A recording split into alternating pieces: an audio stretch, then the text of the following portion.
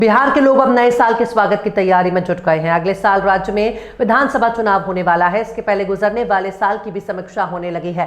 गौर से देखें तो चुनाव से पहले के इस साल को मुख्यमंत्री नीतीश कुमार की सियासी चाल और राजनीति में हुए नए लोगों के आगाज के लिए याद किया जाएगा, जिसने बिहार की सियासी चाल बदल दी। दरअसल इस साल की शुरुआत में ही बिहार के मुख्यमंत्री नीतीश कुमार प्रधानमंत्री नरेंद्र मोदी का समर्थन करते नजर आए।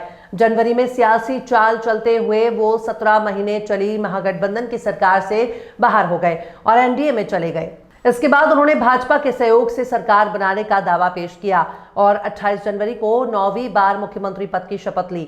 गौर करने वाली बात यह है कि इस साल के पहले महीने से लेकर अंतिम महीने तक विभिन्न सार्वजनिक मंचों से नीतीश कुमार दोहराते भी रहे कि पहले गलती हो गई थी, लेकिन अब वो कभी इधर उधर नहीं जाएंगे।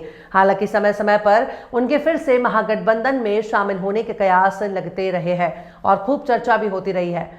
बहरहाल इस साल के लोकसभा चुनाव में भले ही बीजेपी को पूर्ण बहुमत ना मिली हो, लेकिन बिहार में सीएम नीतीश कुमार की जेडीयू का जादू चला।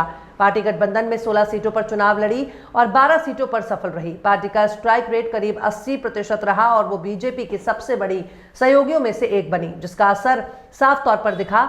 और मोदी सरकार ने जब बजट पेश किया तो बिहार के लिए खजाना खोल दिया। अक्टूबर के महीने में प्रधानमंत्री मोदी ने बिहार के दूसरे एम्स का शिलान्यास करने के साथ ही कई तरह की परियोजनाओं के लिए फंड भी जारी किया।